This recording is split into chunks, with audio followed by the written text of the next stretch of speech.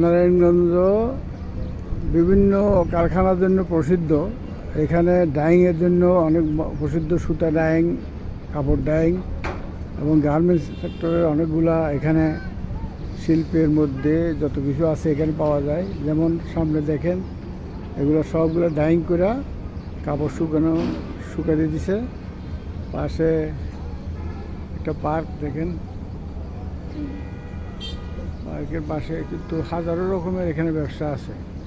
এটা একটা জলধারের মধ্যে নৌকা দাঁড়ানো আছে, খাদ্যের মাছের চাষ করে এরা। এটা হলো আমরা গার্মেন্টসের সাথে নামাজের জন্য আসছি।